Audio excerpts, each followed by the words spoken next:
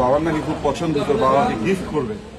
12 লাখ টাকার ছাগল কেনার ঘোষণা দিয়ে সামাজিক যোগাযোগ মাধ্যমে ভাইরাল হওয়া তরুণ মুশফিকুর রহমান ইফাতকে নিয়ে তোলপাড়।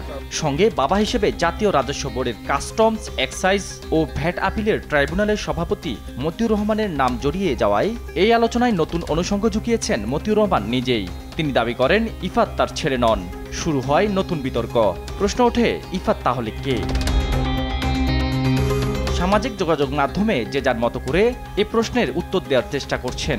কেউ কেউ আবার হাজির করছেন নানান তথ্য প্রমাণ। তার সবগুলো যাচাই বাছাই করা সম্ভব না হলেও ইফাতের আসল পরিচয় খোঁজার চেষ্টা করেছে দেশ টিভি।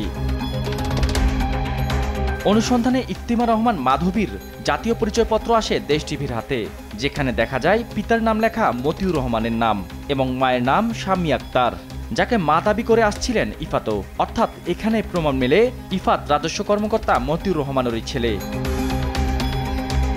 এখানেই শেষ নয়। ইফাত 2023 সালে আইডিয়াল স্কুল অ্যান্ড কলেজ থেকে এসএসসি পাশ করে। তার মার্কশিটের কপিও আসে দেশ টিভির হাতে, যেখানে বাবার নাম লেখা মতিউর রহমান।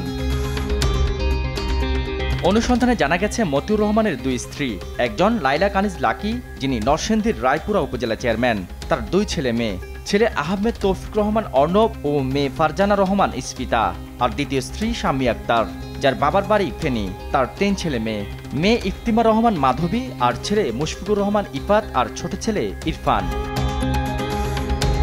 এ বিষয়ে ফেনীর সংসদ সদস্য নিজাম হাজারী গণমাধ্যমকে জানিয়েছেন, শাম্মী আক্তার মতিউর রহমানের স্ত্রী এবং মুশফিকুর রহমান ইফাত মতিউর রহমানের ছেলে। আমি বলছি যেটা দেখছি এটাই সত্যি। ব্যক্তি জীবনে ইফাত ছিল বিলাসবহুল শৌখিন। নামি দামি বেশ কয়েকটি ব্র্যান্ডের গাড়িও চালাতো সে।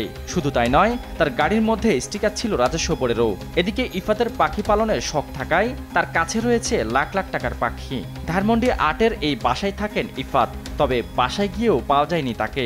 ওই মাঝে আয় আবার যায়, এমনি পার্মানেন্ট কোনো জায়গায় থাকে না। ইফাতকে নিজের ছেলে বলে অস্বীকার করলেও সামাজিক যোগাযোগ মাধ্যমে ঘুরপাক খাচ্ছে ইফাত ও মতিউরের বেশ কয়েকটি যুগল ছবি। যদি ইফাতকে নাই চেনেন রাজস্ব কর্মকর্তা মতিউর, তাহলে কেনই বা ইফাতের সাথে ছবি তার? কেনই বা মতিউরকে বাবা পরিচয় দিবে ইফাত? একটি ছাগলের পলকে কেনই বা বদলে গেল বাবা ছেলের সম্পর্ক? সেই প্রশ্ন এখন জনমনে। শাহাদাত নিশাদ, দেশ টিভি, ঢাকা।